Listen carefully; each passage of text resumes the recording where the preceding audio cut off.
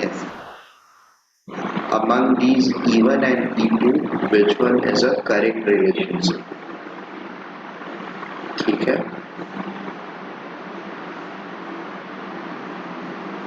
What do we think? What should be the correct relationship?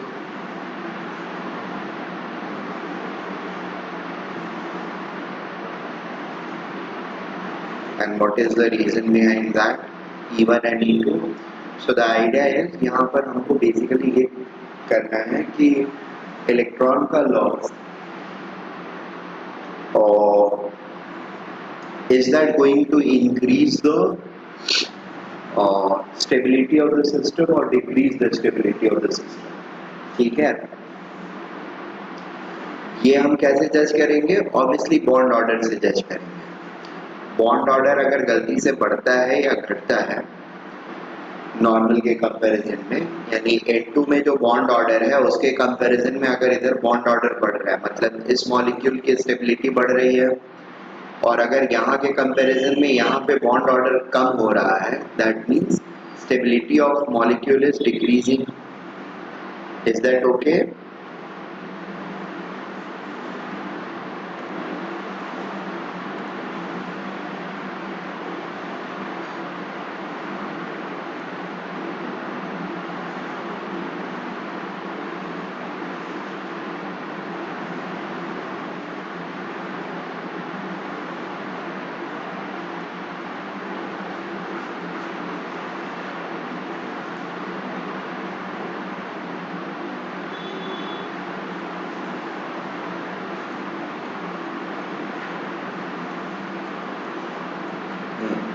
So how to go about it?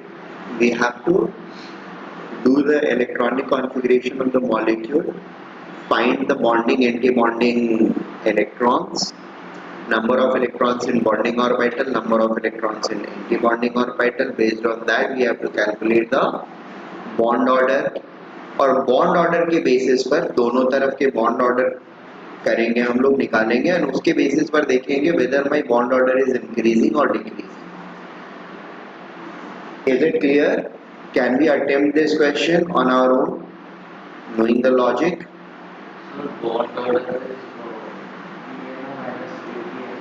Yes, number of electrons in BMO minus number of electrons in ABMO by 2.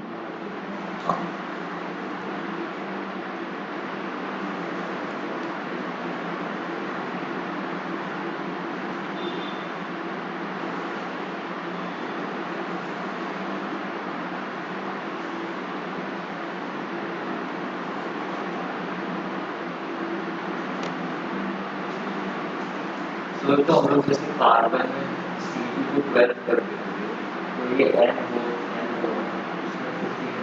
हो 14 होगा ना, NO में 15 हो, हाँ, N2 में 14.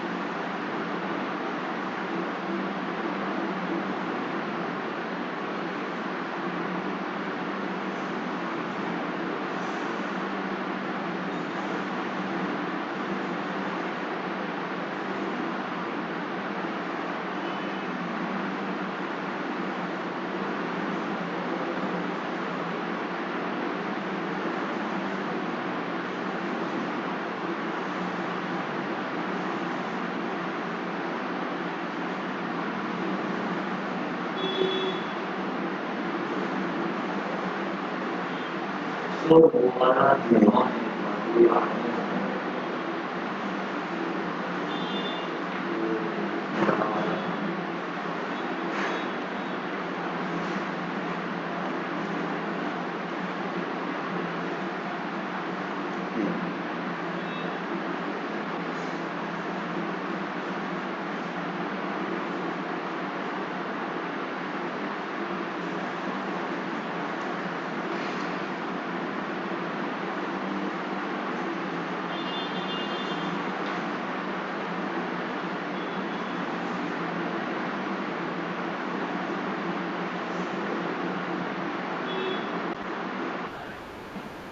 Similarly, for NO plus we can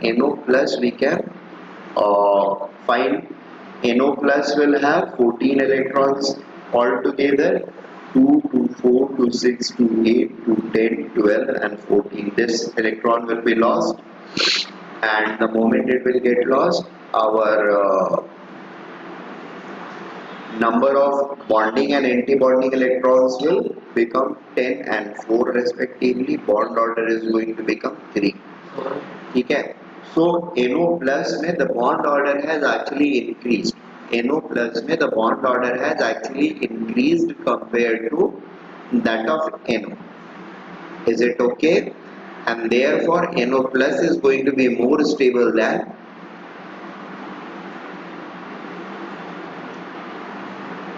the other species.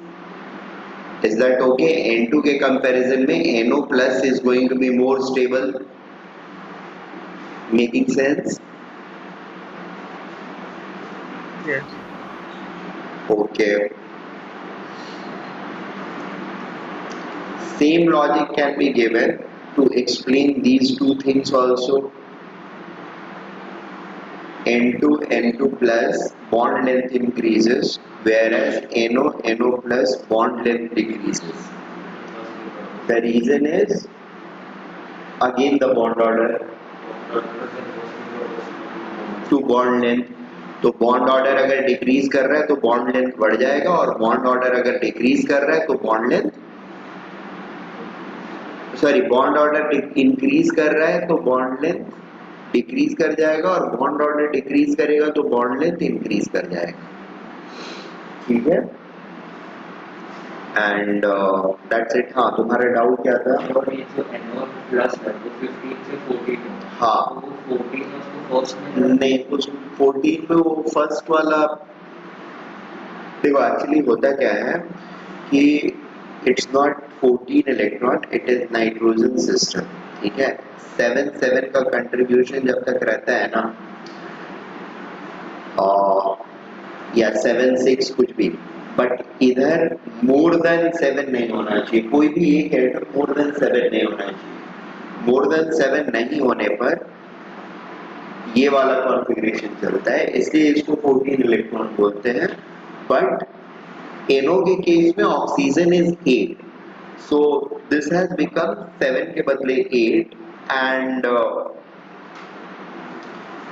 उन सारे species के लिए this configuration is a valid configuration. हाँ, दोनों एटम्स अगर 7 या उससे छोटे हैं, कम एटॉमिक नंबर वाले हैं, तभी ये चीज फॉलो होता है.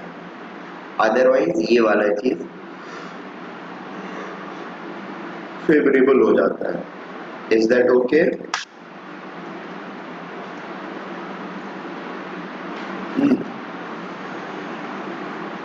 और दूसरी चीज, मतलब ठीक है, बॉन्ड ऑर्डर निकालने के टाइम पे तो कोई प्रॉब्लम नहीं है, वो तो इसको आगे रखो या इसको पीछे रखो कोई फर्क नहीं पड़ता है. बट यार ये फर्क कहीं ना कहीं पड़ जाएगा, तो इसमें आपको की यही ध्यान में रखना है. The key fact is oxygen and above elements आने के बाद the bifurcation starts taking place, and sigma 2py comes before pi 2px and pi 2pz. Clear? Is that okay?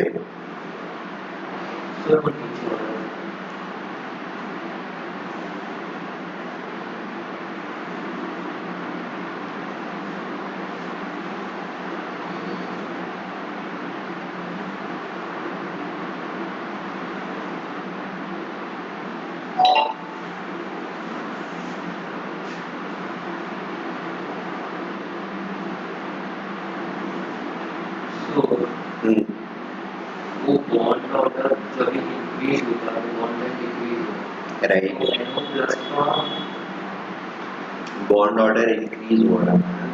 NO to NO plus increase हो रहा है तो हाँ NO to NO plus का bond length increase हो रहा है हाँ, तो NO प्लस का बॉन्ड लेंथ ज़्यादा होना NO प्लस का बॉन्ड लेंथ ज्यादा क्यों होना चाहिए? NO में बॉन्ड ऑर्डर कम है, NO प्लस में बॉन्ड ऑर्डर ज्यादा है, तो बॉन्ड लेंथ NO प्लस का छोटा होना चाहिए ना।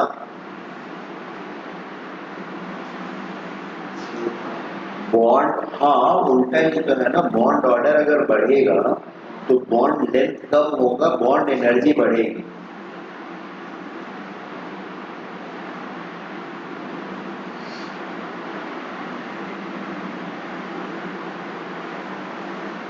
ठीक है, can I go to next page? Yes. Okay, then you guys can take the next heading,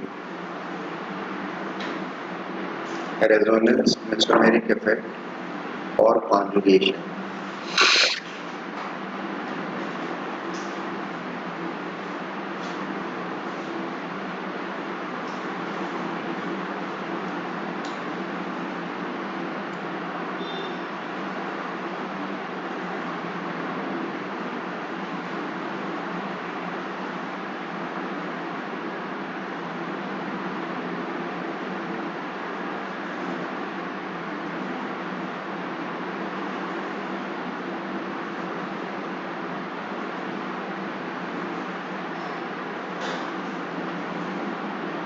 Noted.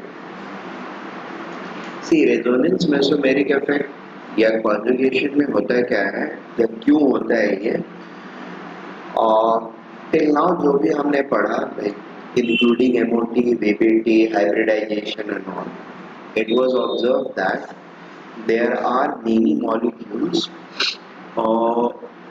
जिनके स्ट्रक्चर एंड बिहेवियर को, बॉन्ड बिहेवियर को, बॉन्डिंग बिहेवियर को we are unable to explain just on the basis of one single structure. ठीक है, किसी भी एक single structure के बेसिस पर we were unable to explain all the features and characteristic of those molecules. Is that okay? For example, let us see this carbonate ion. ठीक है, या फॉर दैट मैटर ये बेंजीन, कार्बोनेट का कुछ इस तरह का स्ट्रक्चर रहता है,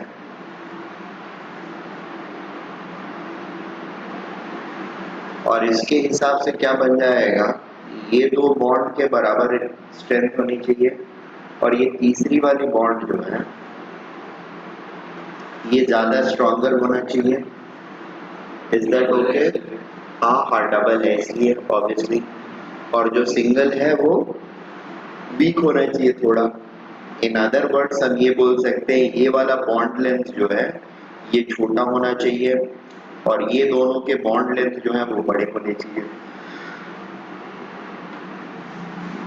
that is a very basic expectation which we have from this molecule. But किसी दिन सुबह उठ के तुमको अचानक से पता चले कि अरे the finding is entirely different, all three bonds are equal. ठीक है, how will you react? ये कैसे हो गया?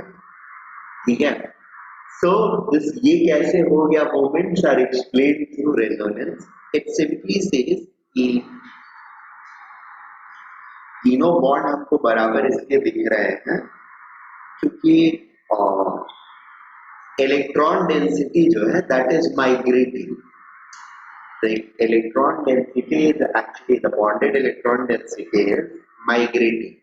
Migrating कैसे, तो उसका ये मतलब रेजोनेंस इस तरीके से इस चीज को एक्सप्लेन करता है कि the electron density between this oxygen, let me number it 1 2 and 3, 1 2 and 3. the electron density between oxygen 1 and carbon, the pi electron density, is getting freed such that this becomes minus and this becomes plus. A vacant orbital arises on carbon. That vacant orbital will then accommodate the electrons from this oxygen to form a double bond. ठीक है, थोड़ी देर के बाद ये खुद open हो जाएगा और ये दूसरे वाले को चांस देगा बॉन्ड फॉर्म करने. And this thing happens continuously, because of which the three structures, which will be like this,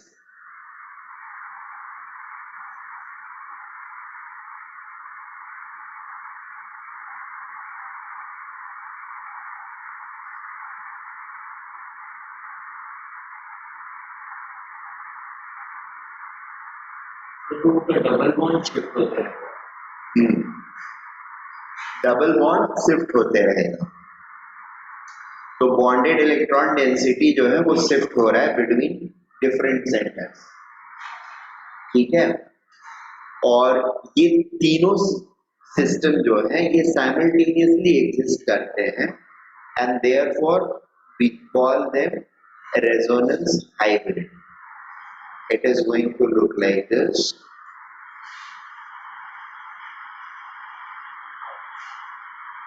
Partial double bond, partial double bond, partial double bond, and all the oxygen together will have two negative charges. This is called resonance hybrid. Resonance hybrid.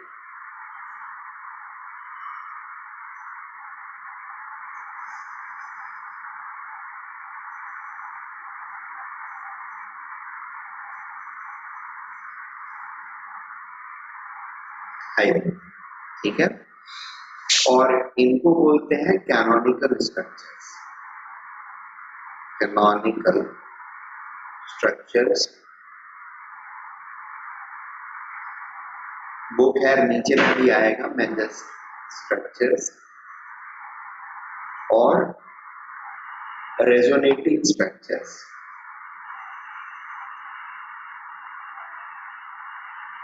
Resonating structures.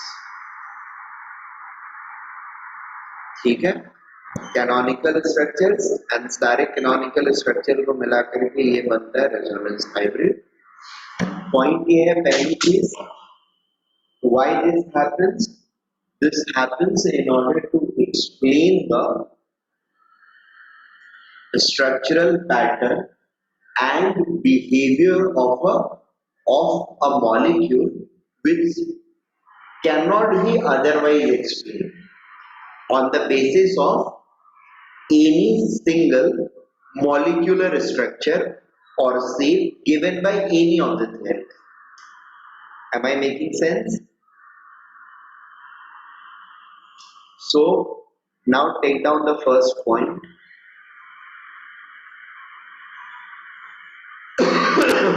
There exist many molecules with the structure, bonding pattern, bond length, bond angle.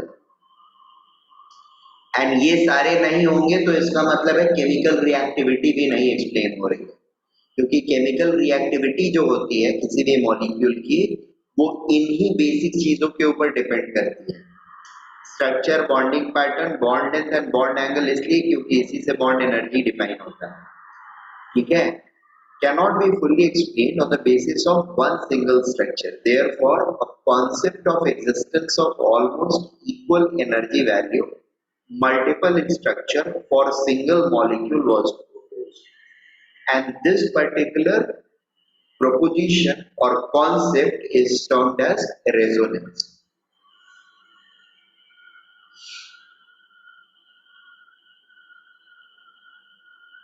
ठीक है, coexistence of, it's not actually coexistence, there is, I mean, okay, I'll explain आगे के parts में. It's not like or it is never like that these all three structures are coexisting inside the system, जैसे कोई भी carbonate ion लिया, उसमें ये तीनों एक साथ एग्जिस्ट नहीं करते हैं, या इनफैक्ट तीनों करते ही नहीं है एग्जिस्ट, एग्जिस्ट सिर्फ और सिर्फ ये करता है।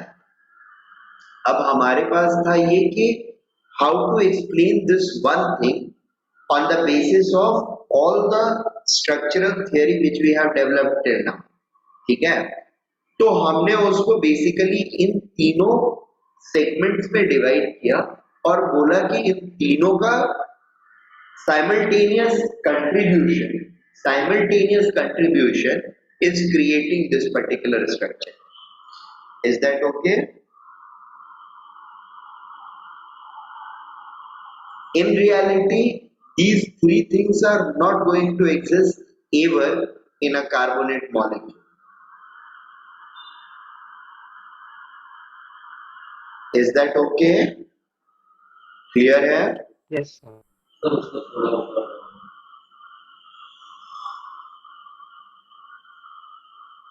You guys can draw these two things. एक तो ये है,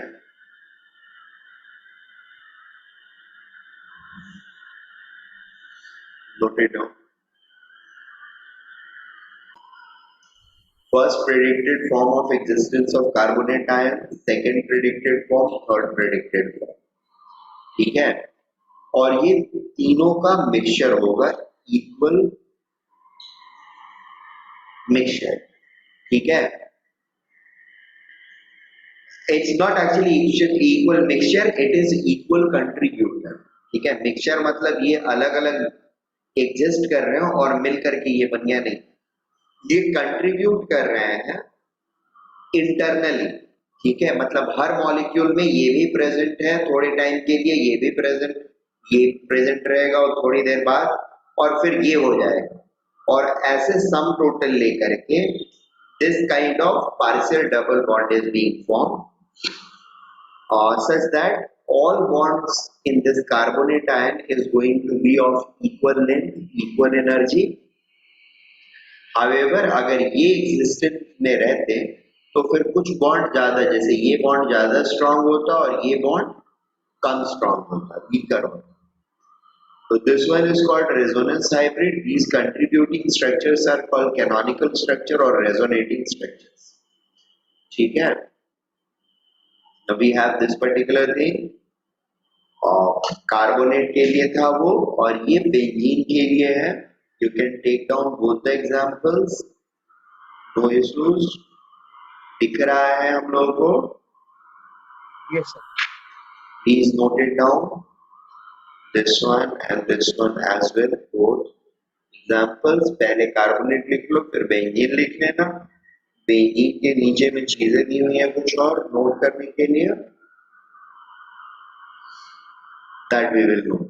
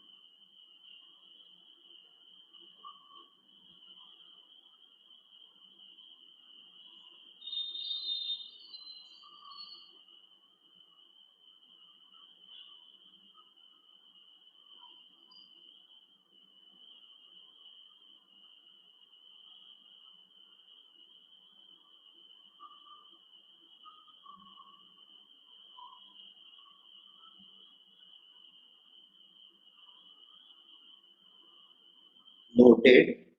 तो नाम क्लास कहाँ canonical? This is canonical, CANMONICAL।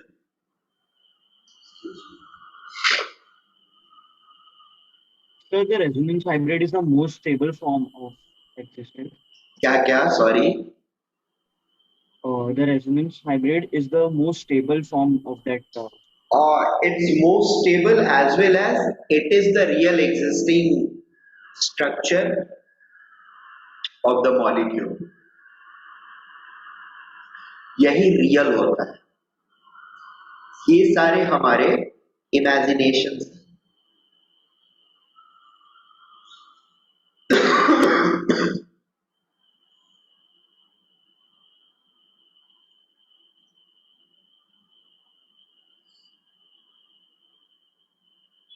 Note हो गया ये पहले, फिर उसके बाद ये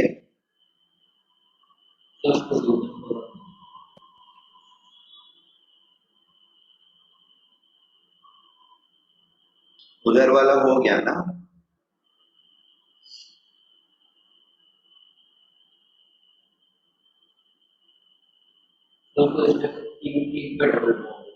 क्या?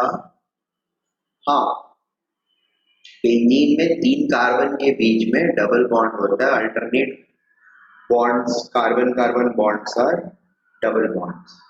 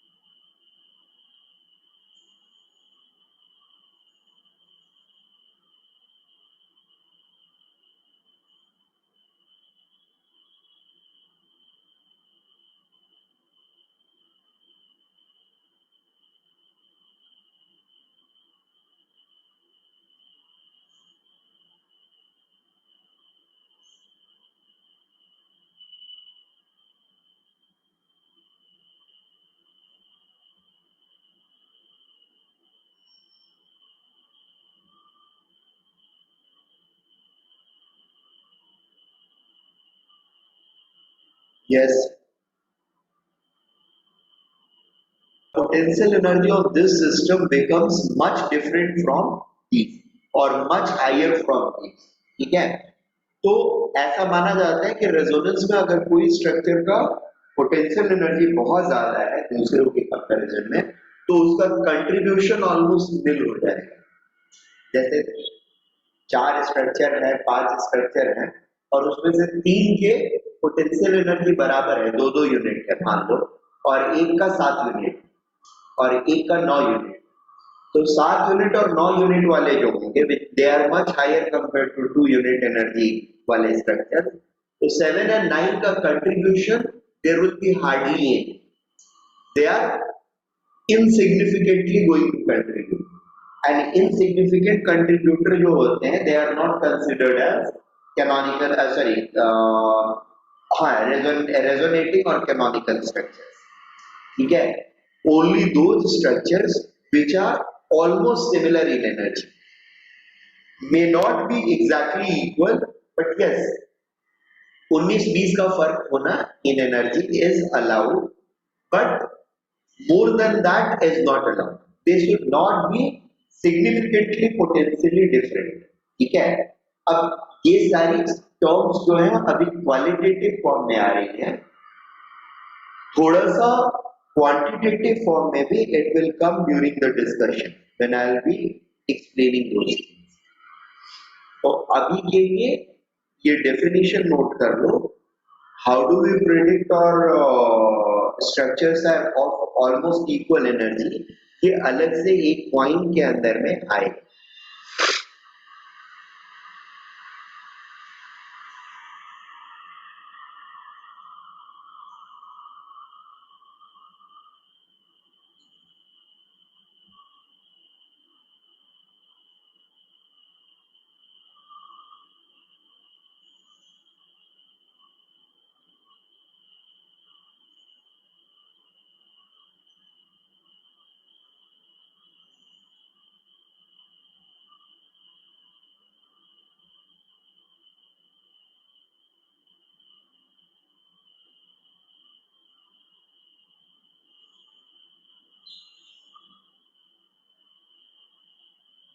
Noted. Till resonating structure. Yes, sir. Okay.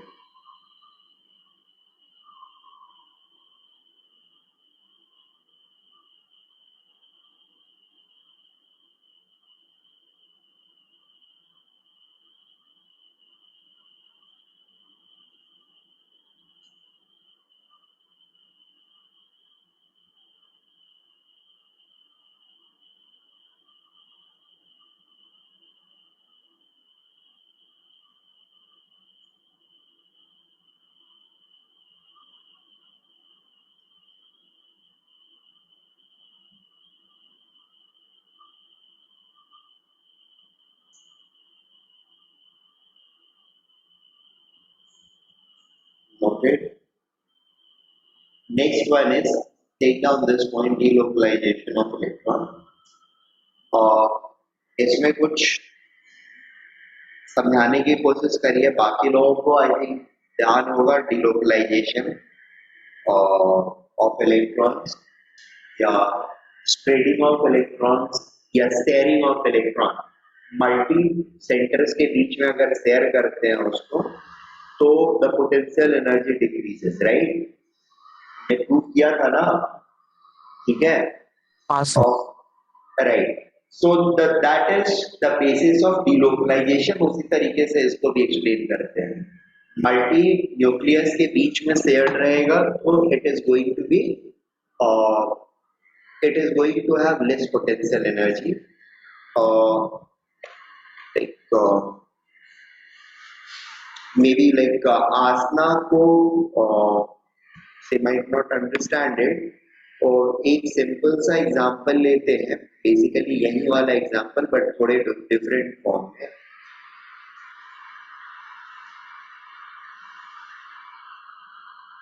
Suppose दो एटम्स हैं दोनों एक एक इलेक्ट्रॉन शेयर कर रहे हैं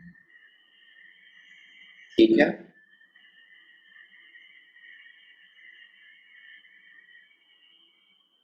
अभी इसका पोटेंशियल एनर्जी कुछ होएगा अब एक तीसरा एटम आता है जो इस पहले वाले एटम के साथ में बॉन्डेड है ये पहला वाला atom first atom second atom and there comes a third atom जो इसके साथ बॉन्डेड तो है ठीक है पर साथ में इसके ऊपर कुछ ऐसे स्पेशल फीचर्स भी हैं इस थर्ड वाले एटम में मे बी वैकेंट ऑर्बिटल है या बॉन्डिंग फॉर्म करने के बाद भी इसके पास obviously vacant orbital that is vacancy है तो इसकी वजह से इस इलेक्ट्रॉन डेंसिटी को वो यहाँ पर मतलब अपनी तरफ फिर से लेकर के आ सकता है और दैट इज व्हाट यहाँ पर मैं समझाने की कोशिश कर रहा हूँ यहाँ से इलेक्ट्रॉन डेंसिटी इज गेटिंग या फिर यहाँ से इलेक्ट्रॉन की density is getting transferred between these two so what happens is जब लोकलाइज्ड होता है तो मतलब यहाँ पर जो भी इलेक्ट्रॉन डेंसिटी है इन दोनों न्यूक्लियस के बीच में तो potential energy will come only because of अगर ये इलेक्ट्रॉन डेंसिटी हमेशा हमेशा के लिए यहीं पे तो रुकने वाला है इन दोनों के बीच में दोनों न्यूक्लियाई के बीच में तो the potential energy is going to come only from I mean Coulomb's law being applied at this particular position ठीक है अपोजिट चार्ज होने की वजह से अपोजिट चार्ज होने की वजह से the potential energy is going to have negative value so suppose localized रहने पर सिर्फ यही वाला जो कंट्रीब्यूशन आएगा मे बी -5 यूनिट या -10 यूनिट जो भी हो रहा है वो रह रहा है अब अगर इस इलेक्ट्रॉन सिस्टम को डीलोकलाइज होने का मौका मिल रहा है डीलोकलाइज मतलब कोई वैकेंट ऑर्बिटल है जहां पर ये जा सकता है एक्कोमोडेट हो सकता है तो इट हैप्पीली गोज देयर क्योंकि वहां पर जाने से it will come under influence of this third nuclei और थर्ड न्यूक्लियाई के इन्फ्लुएंस में ये आएगा तो यहां से कुछ एडिटिव पोटेंशियल ड्रॉप इसको मिलेगा। Is that okay? Potential energy drop मिलेगा। ये बात समझ में आ रही है?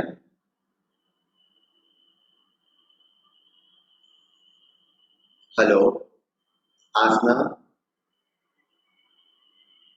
Yes, sir. You are getting this point? Yes और Yes, नो? sir. नहीं समझ में आ रहा है तो बोलना समझ में आ रहा है, नहीं आ रहा है तो you can ask it again, I will explain. ठीक है? जबरदस्ती यस बोलने की जरूरत नहीं है, but I am just telling you, जरूरी नहीं हो सकता है समझ में आया, नहीं समझ में आया मुझे नहीं पता, तो बी फियरलेस, एंड अगर नहीं समझ में आया कुछ भी तो you can re ask it, there is no issue. ठीक है? समझ में आना जरूरी है। Is that okay? Yes, sir. Okay, so ये वाला पॉइंट समझ में आ गया ना आपको? Localization, why is it happening, lowering of potential energy, क्योंकि that is the key। दो की एस्पेक्ट जो होते हैं रेजोनेंस के, पहला structural and chemical reactivity of molecule को एक्सप्लेन करना, उसका पहला टास्क होता है, और दूसरा जो होता है why it happens is it's because there is more delocalization of electrons, and that delocalization is lowering the potential energy, thereby provide a better stability to the molecule or greater stability to the molecule, and therefore this uh, resonance or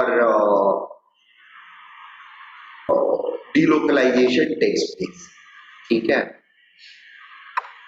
Yes, चलिए, sir. So lowering of energy will be there, therefore it provides more stability.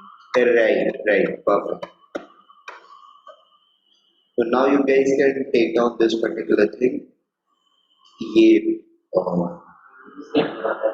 वही second delocalization वाला second point. You don't need write that Coulomb's law of derivation, and directly take this point, delocalization of electrons।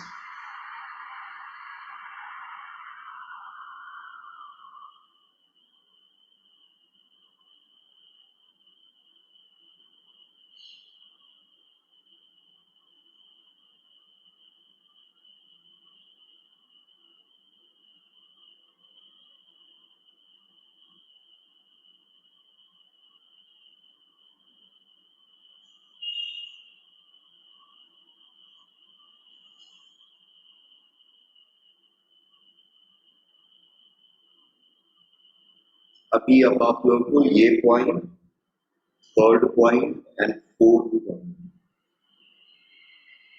ठीक है, fourth point तक की चीज note करते जाना, होते जाए तो बोल देना। Just like this is a permanent effect. Permanent effect का मतलब it is in context of something. Basically, organic chemistry में we have to come across some permanent and temporary. It's not organic chemistry. Reaction जब भी होते हैं ना, तो दो molecules एक दूसरे के influence में आते हैं, and it has been observed that कि एक molecule का दूसरे molecule के ऊपर there is definitive effect। ठीक है? Those effects are called temporary effects, and बाकी एक मॉलिक्यूल के अंदर कोई भी इफेक्ट ऐसे रह रहा है, that is called permanent effect. Hello, हाँ जी बोलो। हाँ, सो बेसिकली ये केमिकल रिएक्टिविटी के सेंस में या रिएक्शन के टाइम पर it is not because of any other molecule coming in contact or under influence of one molecule तो ये generate होता है, and therefore it is categorized as a permanent effect which exists with the existence of a molecule। ठीक है?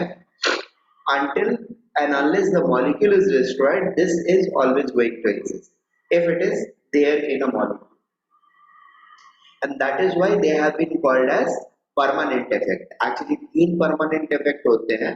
ये जो होता है full delocalization इसको बोलते हैं या resonance बोलते हैं.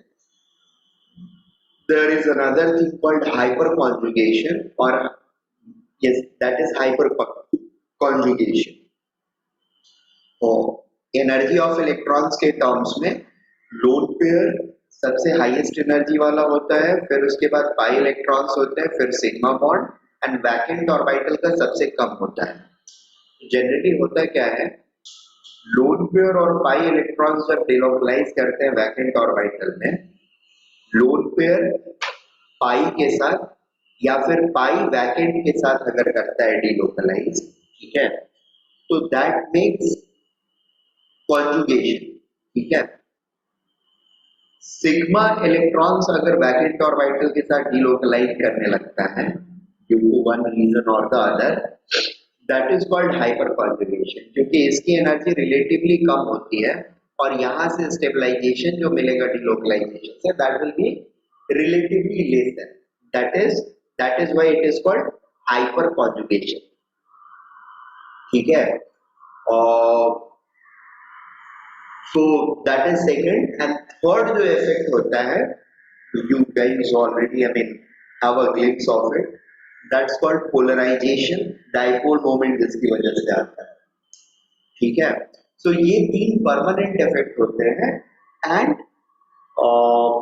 polarization वाला जो part है ना, वो polarization अगर किसी और molecule के approach की वजह से होता है तो उसको बोलते हैं इंडक्टोमेरिक effect. ठीक है, and that happens or do take place only when other molecules are approaching a given particular molecule. And that is where the reaction part starts taking place. Anyway, so over here chemical bonding के अंदर में चूंकि permanent nature structure and को explain करने की हम कोशिश कर रहे हैं, that is where these three things are going to come into picture. उस context में इसको permanent effect, and then there are temporary effects जिनको कि हम लोग बाद में पढ़ेंगे reactions को पढ़ते टाइम.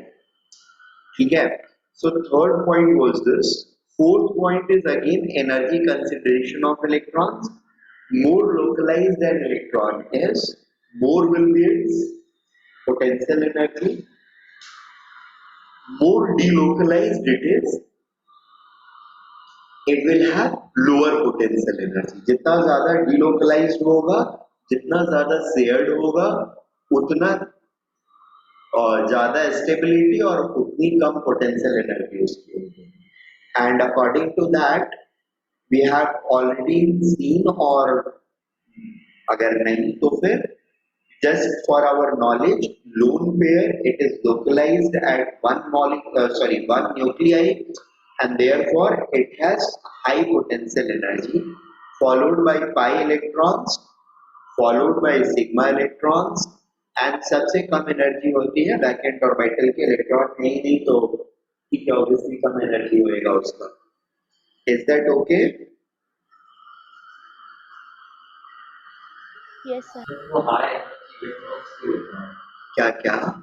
High energy electrons के होता है. किसको? Fourth point. High energy electrons क्यों लिखा हुआ? कुछ तो लिखना था, उसको हेडिंग पे मैंने लिख दिया हाई एनर्जी इलेक्ट्रॉन्स. उसको और सोच के कुछ अच्छा भी लिख सकते हैं, तो चाहिए तो you can make a more explanatory that catching point. मैं जब लिख रहा था तो मुझे कुछ ध्यान में नहीं आया, बस हाई एनर्जी इलेक्ट्रॉन्स है तो लिख दिया. ठीक है, it is just there to give you a glimpse of what is going to come inside. ठीक है ना? तो यहाँ पर बेसिकली रीजन, अगले पॉइंट में मुझे रीजन ऑफ ठीक है, ये डीलोकलाइजेशन के ऊपर जा रहा हूँ. तो delocalisation Why is it taking place? तो बेसिकली ये है कि कुछ हायर एनर्जी सिस्टम है जो कि लोअर एनर्जी में आने के लिए, लोअर एनर्जी सिस्टम या लोअर एनर्जी पोजीशंस में आने के लिए दे ट्राई। तो अब हायर एनर्जी में कौन सी चीज हायर एनर्जी में है, कौन सी चीज लोअर एनर्जी कॉन्फ़िगरेशन में है, that we should be able to know, and for that this heading has come into picture. Change करके क्या लिख सकते हैं?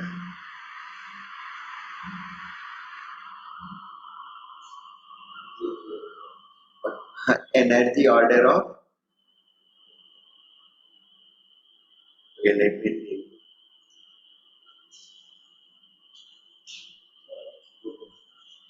मैंने अब तूने बोल दिया।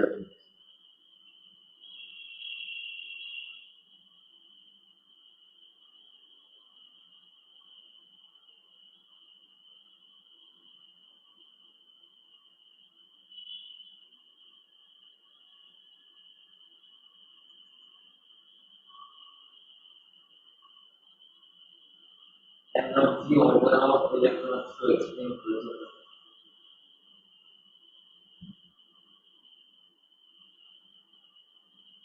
ठीक है, चलो चेंज।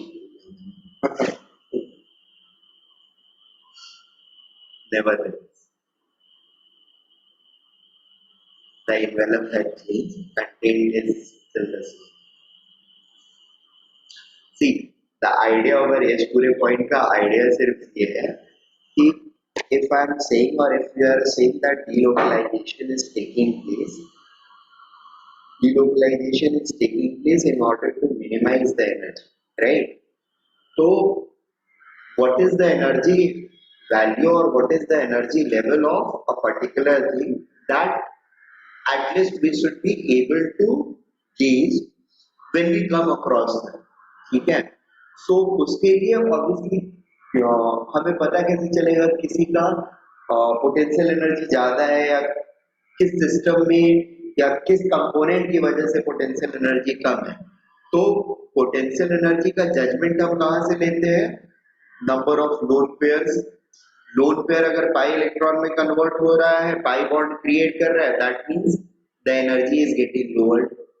पाई कहीं पर सिग्मा में जा बन रहा है, कन्वर्ट हो रहा है, पाई इलेक्ट्रॉन सिग्मा इलेक्ट्रॉन में मूव कर रहा है, that is going to lower the energy. Pi electron एक जगह से दूसरे जगह पाई इलेक्ट्रॉन बन के जा रहा है, that is also going to lower the energy. अब ऑब्वियसली दोनों केसेस में पाई इलेक्ट्रॉन में जा रहा है बन करके, तो द एक्सटेंट ऑफ डिलोकलाइजेशन और ये लेवल ऑफ डिलोकलाइजेशन जो होगा that is going to be of different level compare to lone pair अगर पाई इलेक्ट्रॉन बन रहा है, या लोन पेयर वैकेंट ऑर्बिटल में आकर के सिग्मा इलेक्ट्रॉन बन जा रहा है। तो उन कंडीशंस में जिस लेवल का, जिस एक्सटेंट का डिलोकलाइजेशन होगा और पाई का एक सेंटर से दूसरे सेंटर में मूवमेंट की वजह से जो डिलोकलाइजेशन होगा, that is going to be of different order. Am I making sense? And we will have a relative judgment of that as well. So that aspect is also not going to be left behind. ठीक है, vacant और vital तक note कर लिया था क्या हम लोगों ने?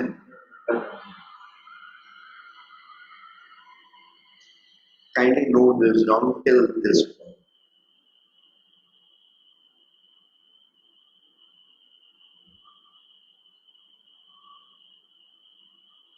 अरे एक सेकंड,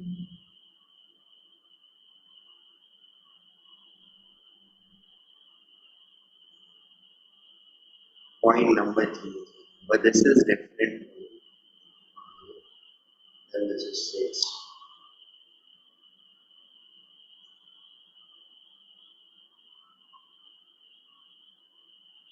या इसको 5A लिख लो, this is 5. Why 5A and 5B? I'll tell you. These 2 points give you the conditions when the delocalization will take place. ठीक है, delocalization is not going to take place or resonance is not going to take place anywhere and everywhere. We have observed through our understanding or through different molecules, जहाँ पर भी structural patterns was not explained on the basis of one single structure, that they have certain spatial characteristics, and उन characteristic को when we noted down, we found that these two are the basic conditions. These two are the basic conditions over which or over where the delocalization or resonance starts taking place. Is that okay?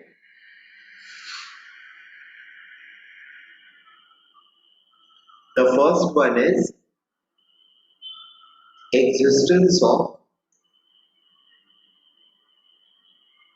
parallelly oriented vacant and high energy orbitals.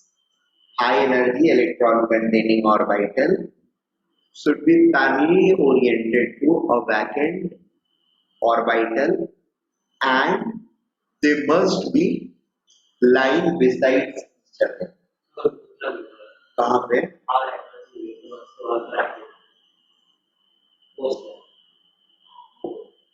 ये lone pair of electron in p or d orbital.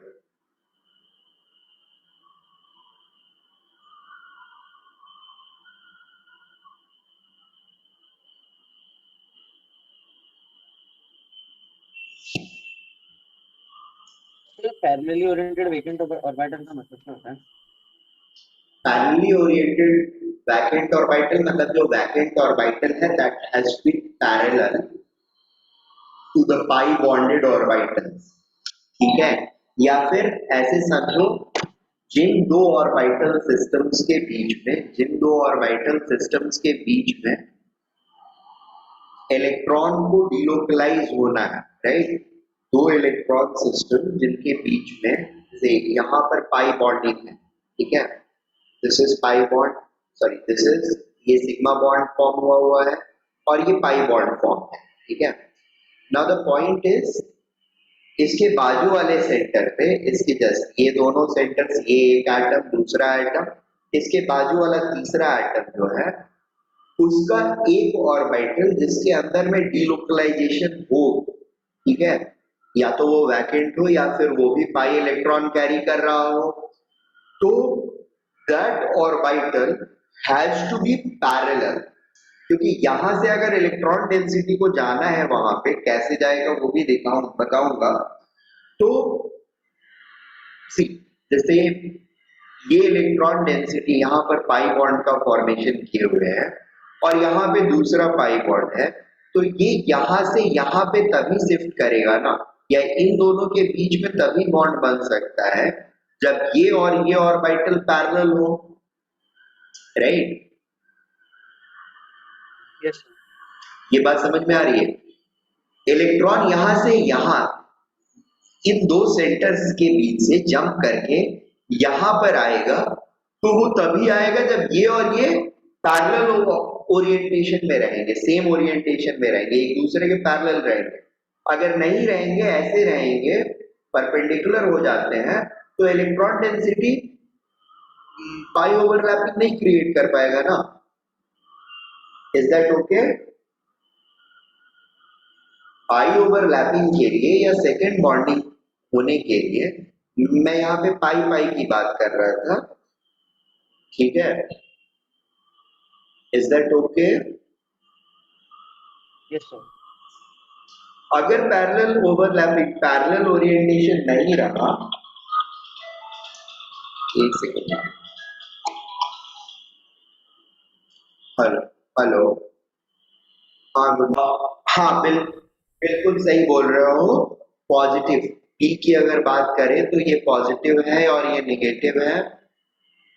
दूसरा वाला orbital ऐसे parallel है तो पाई bond form किए हुए हैं, ठीक है, ये भी पॉजिटिव है, निगेटिव है, और इसी के साथ तीसरा और ये सिग्मा बॉन्ड है दो सेंटर्स के बीच में, इसके साथ ये तीसरा सिग्मा बॉन्ड वाला सेंटर है और ये मान लो वैकेंट है, तो ऊपर अब वैकेंट है तो कोई पॉजिटिव और निगेटिव हो नहीं सकता है, ठीक है ना। बट हाँ, सिमेट्रिकली हम ये बोल सकते हैं कि चूंकि पॉजिटिव वाला इलेक्ट्रॉन, पॉजिटिव लोब वाला इलेक्ट्रॉन डिस्पर्स होकर के यहाँ पर आ रहा है, तो this would be positive phase, and negative phase वाला इलेक्ट्रॉन डिलोकलाइज होकर के यहाँ पर आ रहा है, तो ये नेगेटिव फेज ही होना चाहिए। Is that okay? अगर वो वैकेंट ऑर्बिटल है तो इलेक्ट्रॉन है ही नहीं, तो फेज किस बात का, राइट? दूसरा कंडीशन, मान लो ये जो है ये दूसरे पाई बॉन्ड के साथ जुड़ा हुआ है, ठीक है। तो कुछ तो होता है, ये इलेक्ट्रॉन इधर शिफ्ट करता है और ये फिर वैकेंट हो जाता है, वैकेंट हो गया तो ये पाई इलेक्ट्रॉन इसमें शिफ्ट कर जाएगा। दोनों ही कंडीशन में ये बेसिकली या तो परमानेंटली वैकेंट होना चाहिए, और परमानेंटली नहीं है तो वो मोमेंटरीली वैकेंट होता है, ठीक है। वैकेंट होने पर ही ये इलेक्ट्रॉन डेंसिटी को अपनी तरफ पुल करता है। ये ऑर्बिटल पहले वैकेंट होता है और वैकेंट होने के बाद बाजू वाले इलेक्ट्रॉन डेंसिटी को पुल कर लेता है अपनी तरफ, ठीक है। अब ये presence of favourably oriented orbital का मतलब यही होता है, this should be parallelly oriented. Is that okay? और दूसरी चीज ये होती है, अब पैरेलल है तो इन दो सेंटर्स की विसिनिटी, ये दोनों एक दूसरे के विसिनिटी में भी होने चाहिए। विसिनिटी मतलब मेरा जस्ट इमीडिएट नेबर वो होना चाहिए, राइट? मतलब ऐसे कि कुछ शेयरिंग करनी है तो आप अपने जस्ट इमीडिएट नेबर वाले के साथ ही, जो जस्ट बाजू वाला डोर होता है उसके साथ आपकी शेयरिंग चल सकती है। उस सेम फ्लोर के दूसरे एंड के फ्लैट के साथ आपकी शेयरिंग बहुत अच्छी जनरली नहीं हो पाती है, बट जस्ट नेक्स्ट जो वॉल के, just if two houses are just sharing walls, तो there are more chances of sharing, ठीक है। Is that okay? So if two atoms are in vicinity, in fact ये sharing ऐसा है, ये सिर्फ और सिर्फ तभी होएगा जब दो ऑर्बिटल्स बिल्कुल आजू बाजू में। हाँ, एमओटी के भी कॉन्टेक्स्ट में बात होती है, हाँ, बट मेजरली वीबीटी के कॉन्टेक्स्ट में बात हो रही है। क्या एमओटी में विजुलाइज होता है। एमओटी में सी, अभी जब हम बेसिक से चालू कर रहे हैं तो हम वीबीटी के हिसाब से करते हैं। एमओटी सीधे सीधे बोलता है कि सारे ऑर्बिटल्स एक साथ मिक्स हुए और मिक्स होकर के हाइब्रिड ऑर्बिटल बना लेंगे, मॉलिक्यूलर हाइब्रिड ऑर्बिटल्स बना लेंगे और उनमें इलेक्ट्रॉन्स का रीडिस्ट्रीब्यूशन होता है। अब ये रेजोनेंस हाइब्रिड ऑर्बिटल जो होते हैं, मॉलिक्यूलर ऑर्बिटल्स, टोटल 6 यहाँ पर इस केस में, अगर बेंजीन के केस में देखें तो 6 एक ऑर्बिटल कंट्रीब्यूट करते हैं, and there are total 6 orbitals of equal energy जो क्रिएट हो जाता है, ठीक है। और उसमें इलेक्ट्रॉन्स का डिस्ट्रीब्यूशन होता है। I will come to that also, MOT version will be there, क्योंकि उसके बेसिस पर ही एरोमेटिसिटी, एंटी एरोमेटिसिटी एंड ये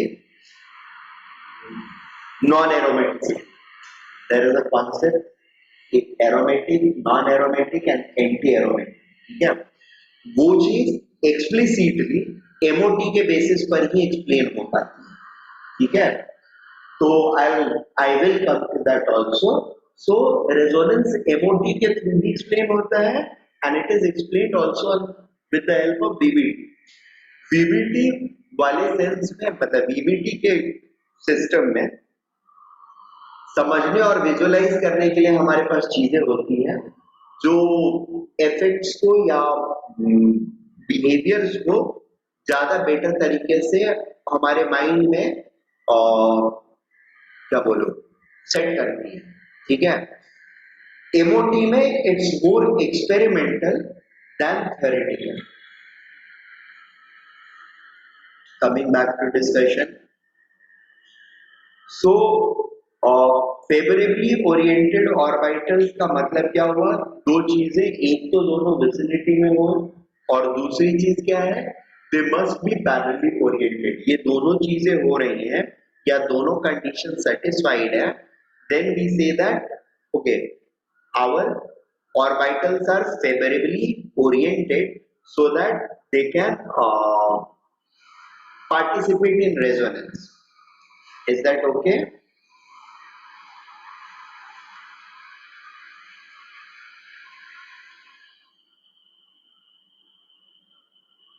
Is that okay?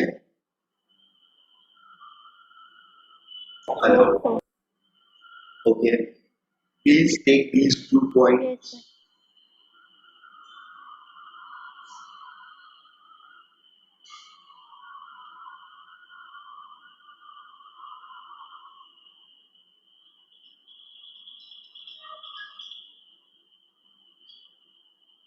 Hello. Yes. Benzyne system में the orbital, the last orbitals, the hybrid orbitals were oriented at 120 degree, but they were in same plane and hence they were able to form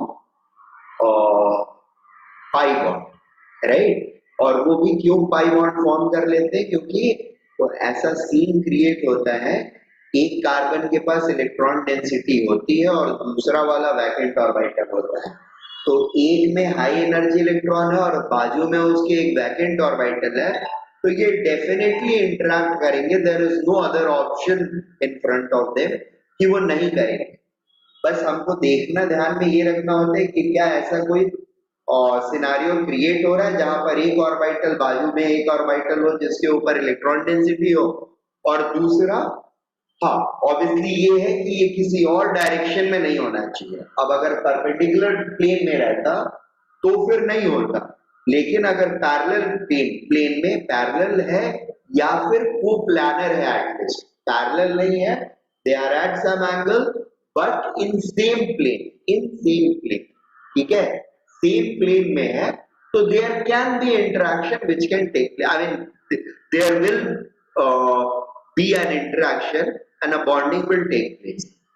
Is that okay? So और coplanarity जो है ना, generally होता क्या है कि resonance जब हो रहा है, रेजोनेंस का डीलोकलाइजेशन जब भी होता है, it always happens in parallelly oriented orbitals, ठीक है. कोप्लानरिटी वाला केस जो है ना, वो आता है हाइपर कॉन्जुगेशन के सिनेरियो, ठीक है. But hyper conjugation is also part of delocalizing system, ठीक है. That is not something which is quite different from delocalization, या रेजोनेंस का ही एक्सटेंडेड वर्जन होता है हाइपर कॉन्जुगेशन. यहाँ पर लोन पेयर या पाई इलेक्ट्रॉन डिलोकलाइज करता है, वहां पर सिग्मा इलेक्ट्रॉन्स भी डिलोकलाइज करने लगता है, ठीक है. Obviously in order to attain more stability. So that is where the coplanarity is coming from. Anyway, कोई भी चीज अगर पैरेलल है तो कोप्लानर तो बाय डिफॉल्ट होएगी. हाँ, ये भी हो सकता है या होता है इनफैक्ट कि पैरेलल नहीं है बट सिर्फ कोप्लानर है, और सिर्फ कोप्लानर होने पर भी, सिर्फ कोप्लानर होने पर भी डीलोकलाइजेशन डू टेक प्लेस, ठीक है. So the key thing for delocalization to take place is coplanarity of orbital, ठीक है. पैरेलल हुआ तो बहुत अच्छी बात है, बट कम से कम कोप्लानर होना चाहिए. ओके. 6th पॉइंट कहां पे? Both of them must be coplanar and parallelly oriented for effective pi bond formation.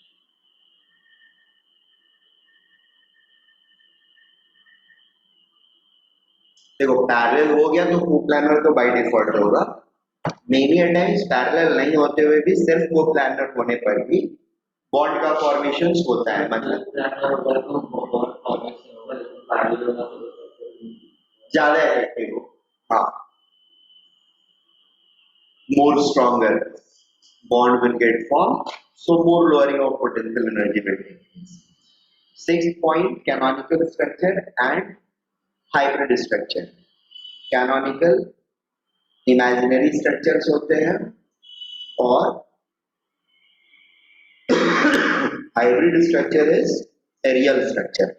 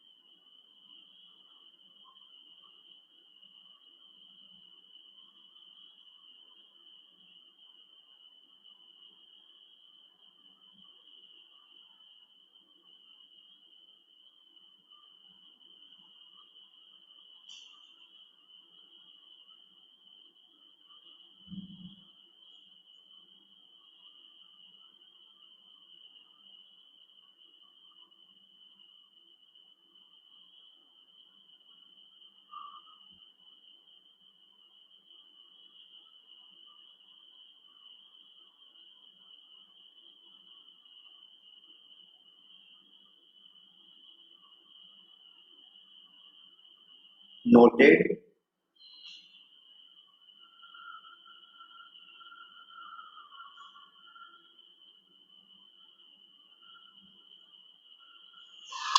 Now this is something which is again observatory point or observed point.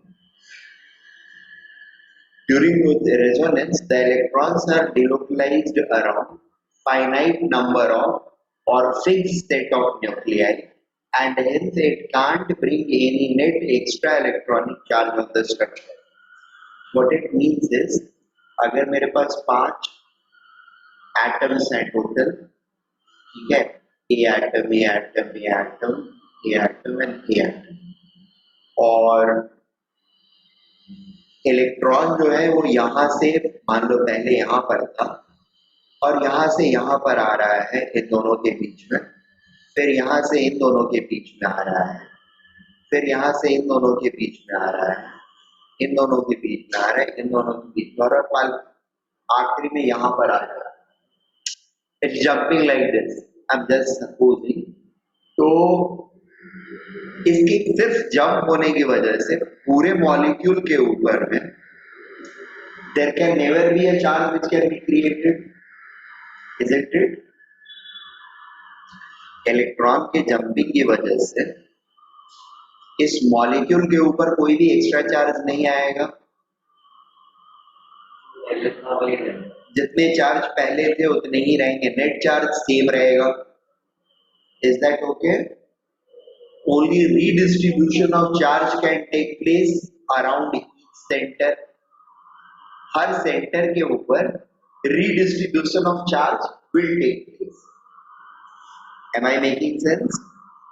But entire structure के ऊपर the net charge will be same in all the conditions. That is what point number 7 is all about. कि electrons are delocalized on a fixed set of or finite number of nuclei, ठीक है, and hence it cannot bring any net extra electronic charge on the structure. Clear? Sir, बोलो। sir, inside that bracket, what is the meaning of that line? क्या क्या? Sir, वो bracket के अंदर का जो line है sir, उसका मतलब क्या है? Yes. Whose count must be greater than 2. Are you talking about this? Yes, sir. अरे फाइनाइट सेट ऑफ न्यूक्लियाई बोला है ना, तो कितने न्यूक्लियाई होनी चाहिए? और अभी इसमें पूछा था थोड़ी देर पहले, सर एनो में होगा क्या, ठीक है, या एनो प्लस में होगा क्या, तो मैंने क्या आंसर दिया, मोस्टली नहीं होगा, ठीक है, या नहीं हो। क्यों नहीं होगा? चीजों को अगर डीलोकलाइज होनी है, चीजों को अगर डीलोकलाइज होना है इलेक्ट्रॉन डेंसिटी को, तो डीलोकलाइज होने के लिए जगह चाहिए ना। दो ही एटम है, यानी दो ही ऑर्बिटल पार्टिसिपेट कर रहे होंगे, तीसरा कोई ऑर्बिटल ही नहीं है, तो इलेक्ट्रॉन डीलोकलाइज कहाँ होगा? Am I making sense? Yes, sir. ठीक है ना? तो कम से कम 3 न्यूक्लियाई चाहिए। Is that okay? So that Yes, sir. दो बॉन्ड फॉर्म किए रहे और तीसरा वाला खाली रहे जहां पर ये शिफ्ट करे। एक खाली जगह तो चाहिए होगा ना, जहां पे हम अपना सामान लगेज रख सकते, right?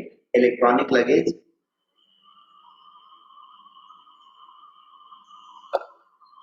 So that is the point. I mean, that is what number of each set of nuclei whose count must be greater than 2. सिर्फ दो रहता है ना, तो that's delocalization, और it's not actually delocalization, delocalization है, but that doesn't fall in category of resonance altogether. उसका कुछ स्पेशल नाम होता है, that's called back bonding, ठीक है?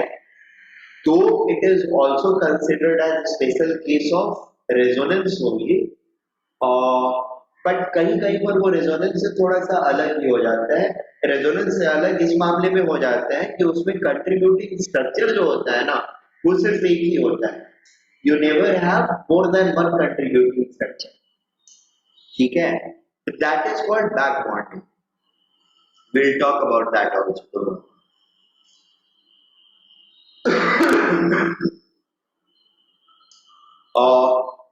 Resonating structure with highest stability will contribute more to resonance hybrid, though they do not exist in reality. ठीक है? Thus, resonance hybrid looks much closer in terms of electronic distribution and structure, that is bonding pattern, to the canonical structure having lowest potential energy. What does this point tells us is, if we have 5 different canonical structures and they have different energies, all of them have different energy, then the one which has the lowest potential energy will be the most significant contributor to the hybrid, ठीक है? और जिस तरह का bonding pattern सबसे lowest potential energy वाले system में मिलेगा, ठीक है, लोएस्ट पोटेंशियल एनर्जी वाले स्ट्रक्चर का जो बॉन्डिंग पैटर्न होगा, वही बॉन्डिंग पैटर्न लगभग हमारे हाइब्रिड स्ट्रक्चर का ही होता है, या उससे ज्यादा रिजेम्बलेंस होती है hybrid structure. Is that okay?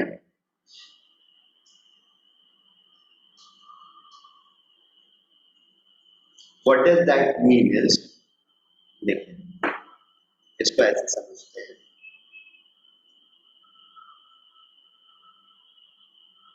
Carbon oxygen वाले सिस्टम,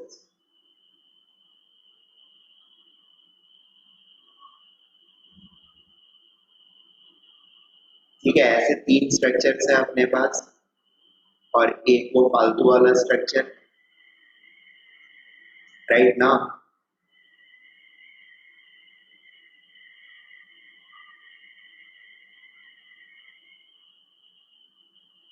ध्यान है, ये फालतू वाला जिसकी पोटेंशियल एनर्जी ज्यादा है,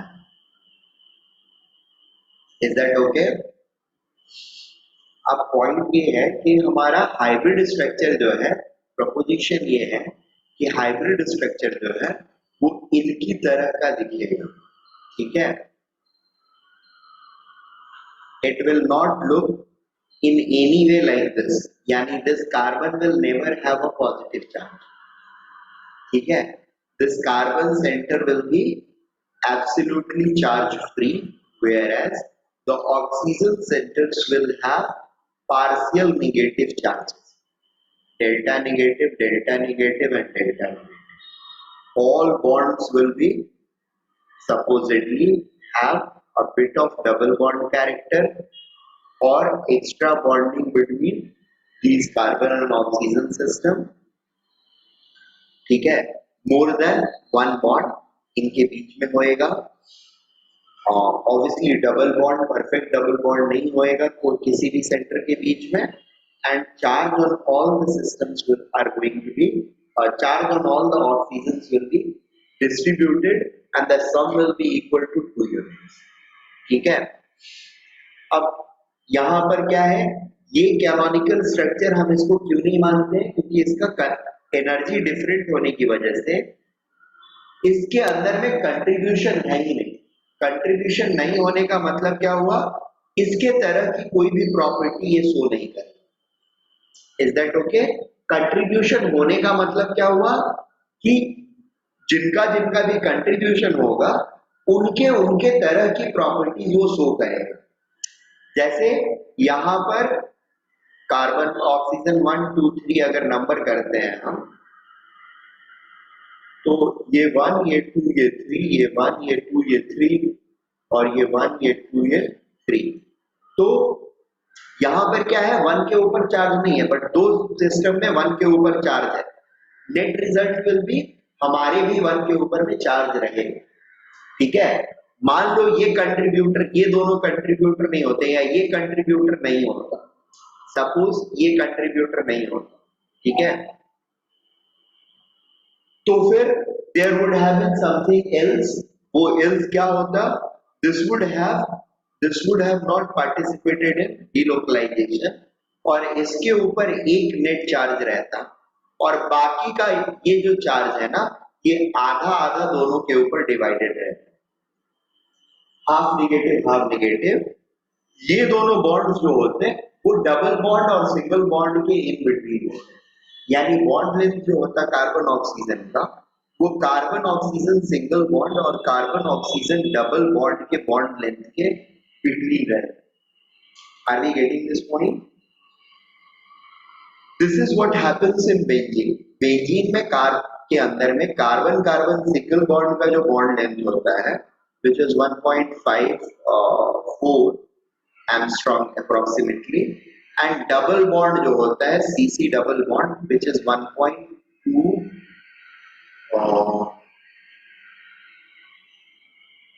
नहीं 1.32 Armstrong। इन दोनों के बीच में रहता है। Carbon carbon bond in benzene is of approximately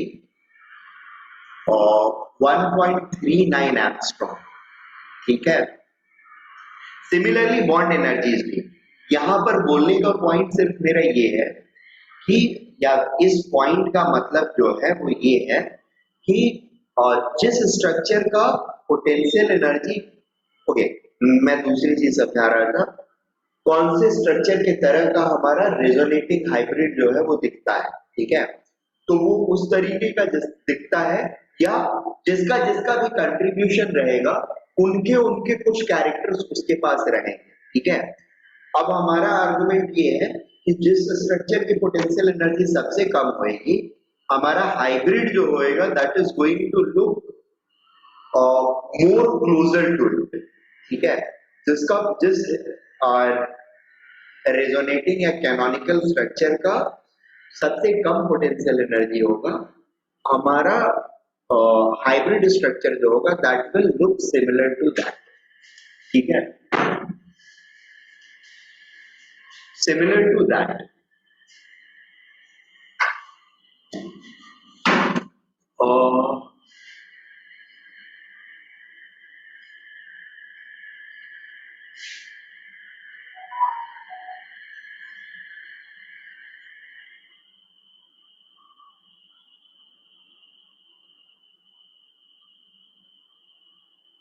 ठीक है, यहाँ पर भी है ही, there is no doubt about it. ये तीनों के कंट्रीब्यूशन से मेरा हाइब्रिड स्ट्रक्चर बन रहा है। और अब ये बात अलग है कि ये तीनों ही जो है, ये तीनों स्ट्रक्चर जो है, they are almost equal energy, तो तीनों का इक्वल कंट्रीब्यूशन होता है। ये वाले हाई इन पोटेंशियल एनर्जी होते हैं, तो इनका बिल्कुल ही नल या नेग्लिजिबल कंट्रीब्यूशन होता है, या they are negligibly contribute. Okay, और इस पॉइंट को एक्सप्लेन करते हुए आई थिंक आगे में नीचे में ना we will have more examples of this sort.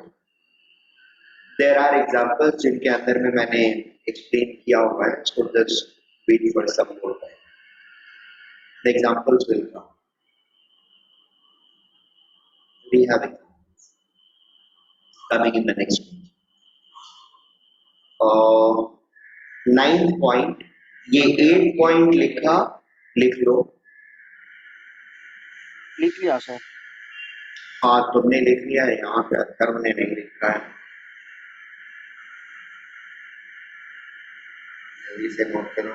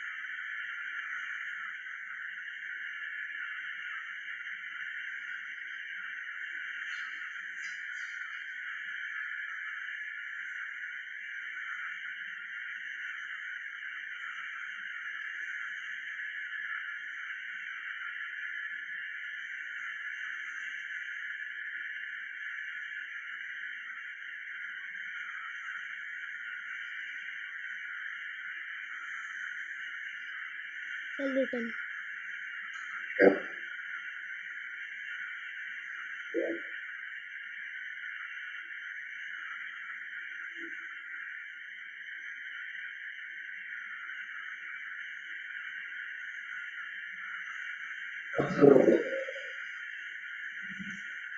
Next points,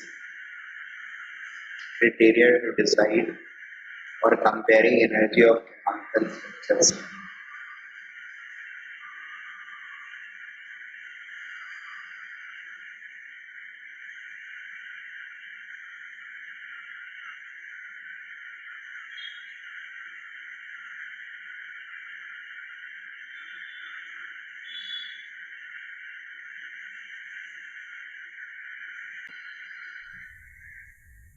okay, देखिए,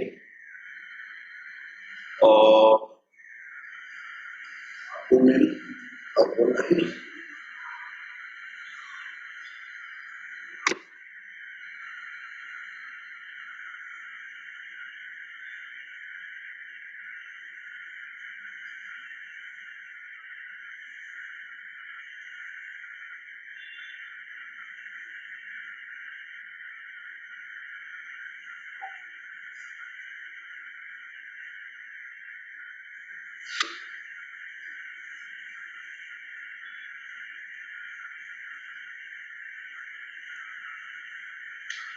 बेसिकली ये एक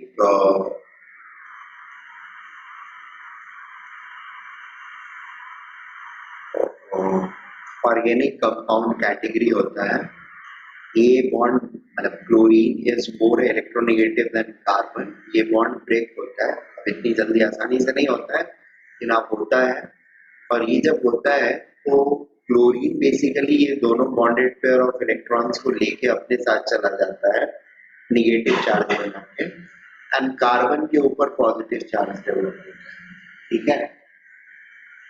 the moment this positive charge gets developed यानी ये बॉन्ड ब्रेक किया, ठीक है ना, और खैर ये बॉन्ड नहीं भी ब्रेक किया होता है तब भी, बट ये बॉन्ड ब्रेक करने के बाद तो डेफिनेटली इस मॉलिक्यूल को या इस आयन को दिखना हमको ऐसे चाहिए था,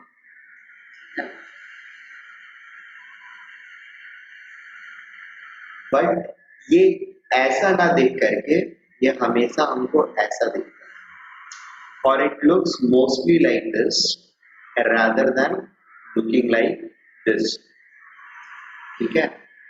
फर्स्ट और सेकेंड में से second becomes the majority contributor, and the final hybrid structure looks closer to this. looks closer to this का मतलब क्या होगा कि कार्बन और ऑक्सीजन के बीच में triple bond character will be more pronounced. more pronounced का मतलब ऐसे आइडियली क्या होना चाहिए, एक में डबल बॉन्ड है एक में ट्रिपल बॉन्ड है, तो bond order should be somewhere close to 2.5, right. दोनों अगर 50-50% कंट्रीब्यूटर होते हैं तो इट शुड बी 2.5, बट अगर 2.5 ना होकर के 2.7 या 2.8 होने लगेगा तो कैन वी से दैट कि this has more contributions? Is that okay? If we have a scenario where the hybrid structure has more than 2.5 bond order, will that ascertain our case that the contribution of this second hybrid structure is more compared to the first one? Am I making sense? And hello, am I audible? Yes, sir. So closeness of structure and energy consideration, ये दो चीज के बीच में थोड़ा सा idea आप लोगों को लगा? We'll take more examples to explain it more, but for now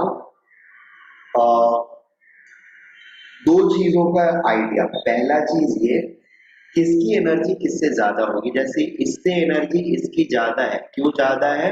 क्योंकि this lone pair of electron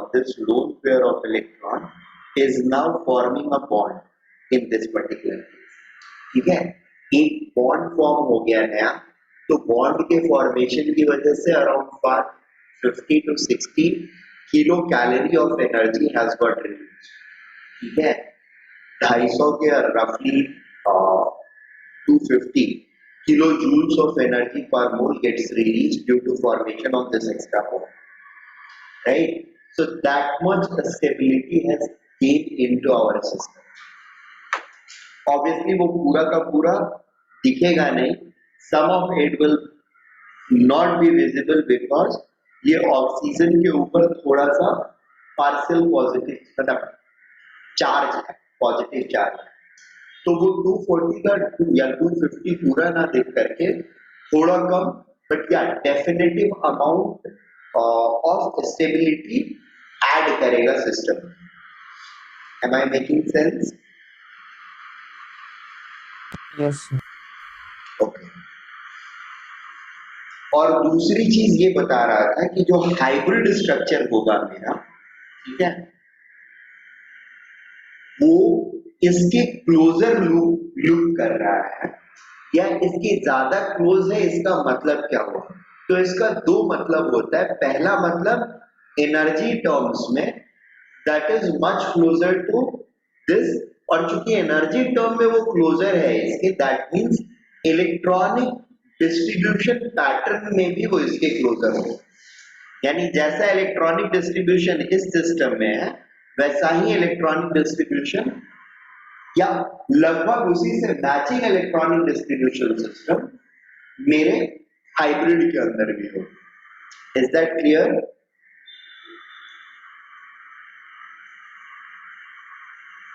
is that clear? Yes. Okay. Yes, sir. Yes, sir. Criteria, पहला क्राइटेरिया, अगर एक्स्ट्रा पाई बॉन्ड्स बन रहे हैं, पाई बॉन्ड्स या नए कोई bond बन रहे हैं, एक्स्ट्रा बॉन्ड बन रहा है, तो obviously that formation of extra bond is going to make our system more stable.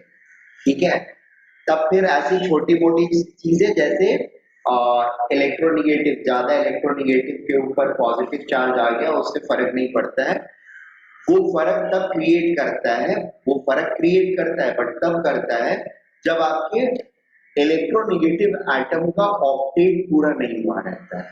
ठीक है, अगर उसका ऑक्टेट पूरा हो रहा है और फिर भी उस पर पॉजिटिव चार्ज आ रहा है, दैट इज फेयरली एक्सेप्टेबल, कोई प्रॉब्लम उससे बहुत ज्यादा नहीं होती है, थोड़ी मोड़ी होती है बट बहुत ज्यादा नहीं होती। Is it okay?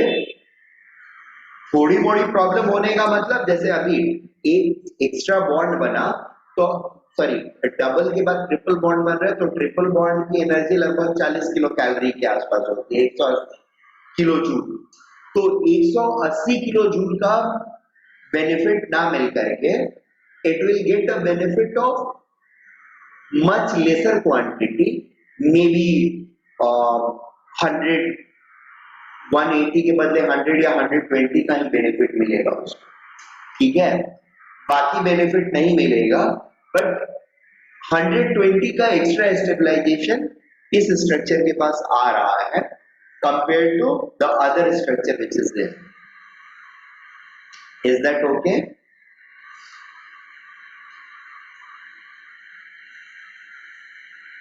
अच्छा, O के ऊपर वो पॉजिटिव चार्ज भी नहीं रहता है, इनकेस नहीं रहता, तो ऑब्वियसली इसके पास 160 के या 170 के अप्रॉक्स स्टेबिलिटी आ जाती है, यानी पोटेंशियल एनर्जी नॉर्मल सिनेरियो से इसके पास 160 से 170 किलो जूल कम है। Is it okay? हाँ, याद है, तुमको भी याद हो जाएगा थोड़े।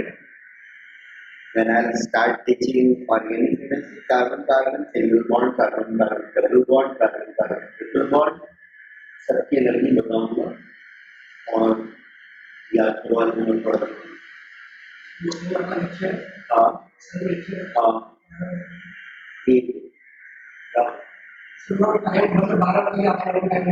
अच्छा अच्छा, नहीं 12:01 से बुलाया है, 12:30 वाले को train.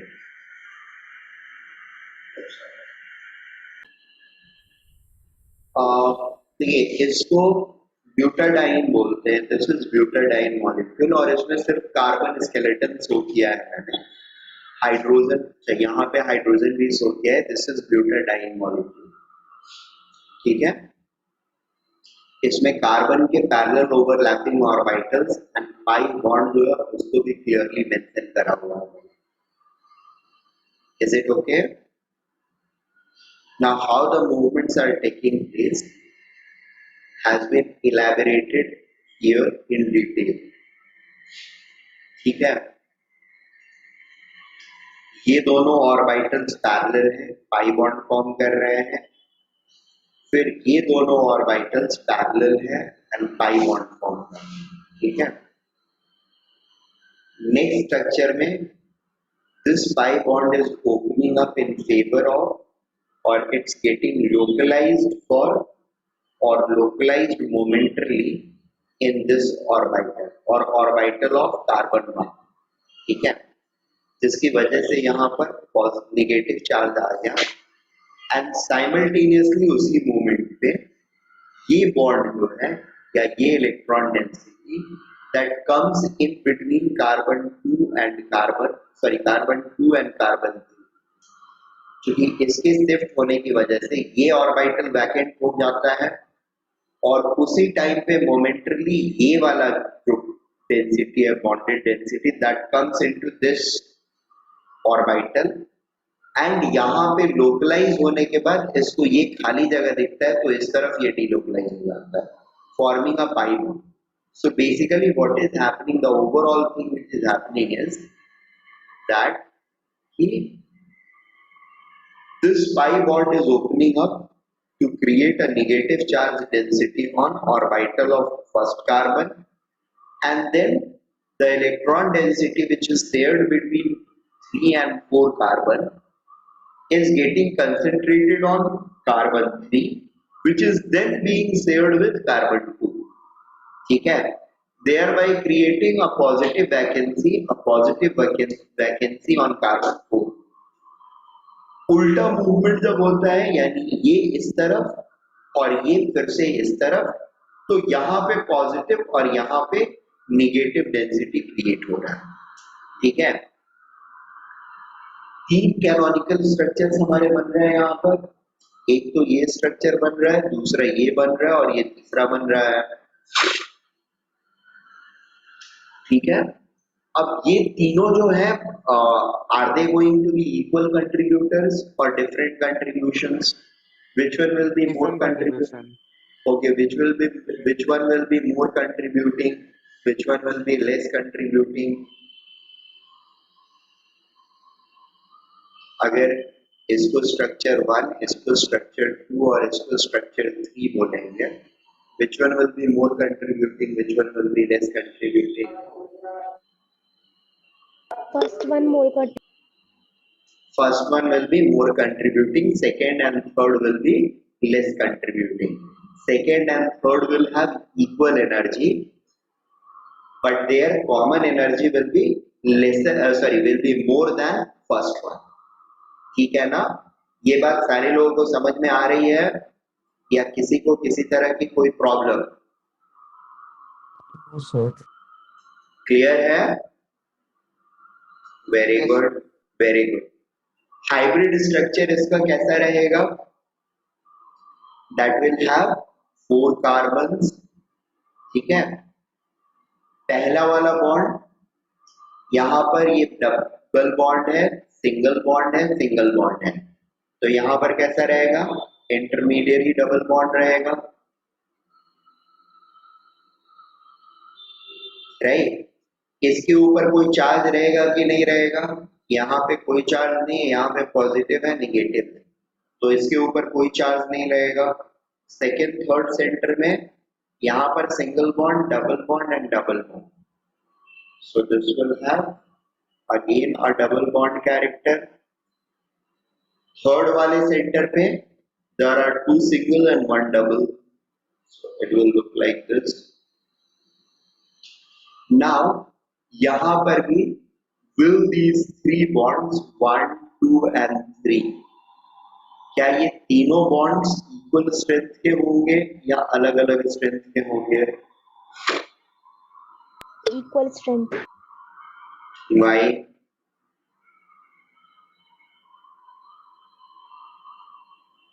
Are they coming from same or are they being generated from same environment or same canonical similar type of contributions? What I am trying to say is अगर मैं 1 और 2 हर जगह पर देखता हूँ, ठीक है, तो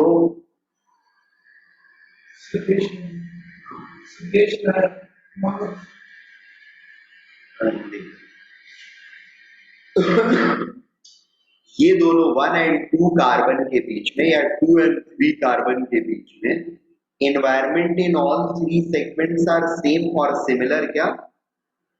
No, it's not like that. 2 and 3 में एक जगह पे सिर्फ सिंगल बॉन्ड है, 2 जगह पे डबल बॉन्ड है, whereas 1 and 2 के बीच में 2 जगह पे सिंगल बॉन्ड है और एक जगह पे डबल बॉन्ड है.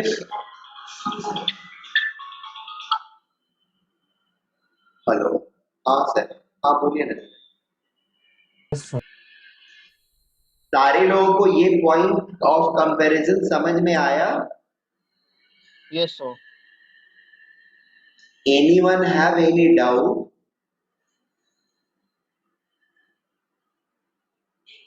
No. किसी को भी कोई डाउट है? अगर है तो पूछ लो, you can counter, no issues. जो भी है डाउट यार, काउंटर क्या करोगे, जो भी डाउट है you can get it clarified, ठीक है?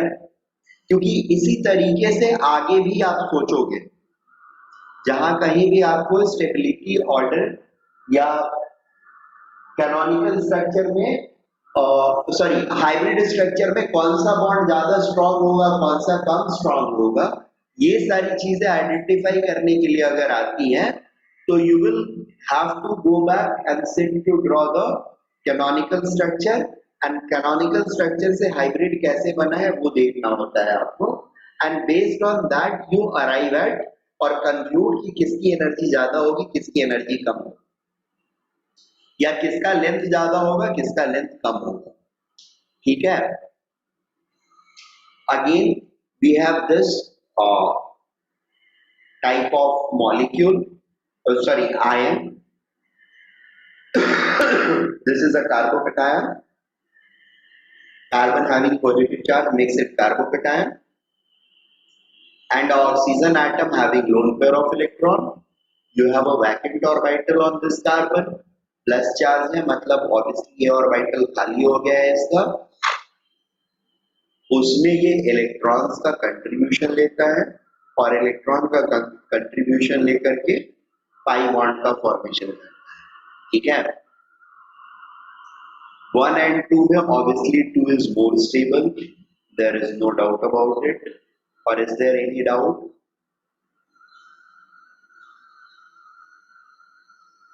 Why is it more stable? Because it has greater number of bonds. Fine, just note down these two examples.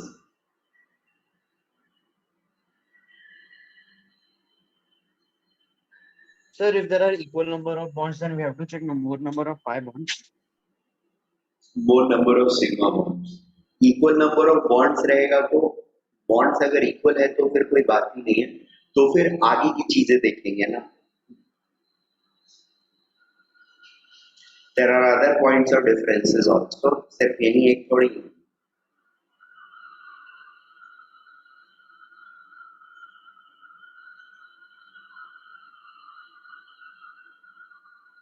Note कर लिया तो करो. हाँ सर, हो गया।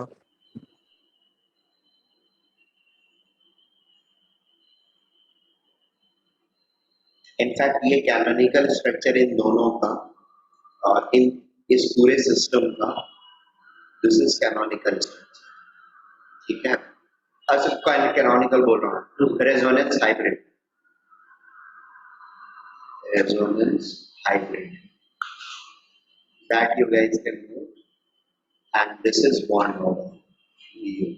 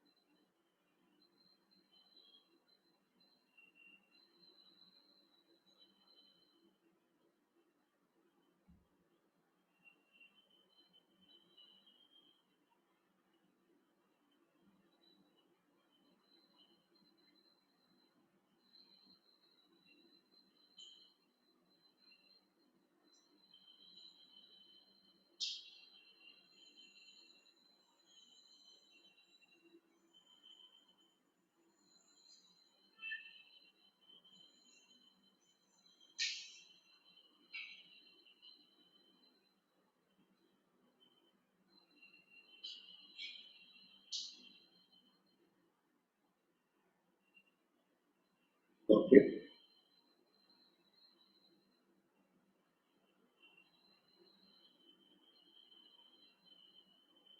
Done, sir.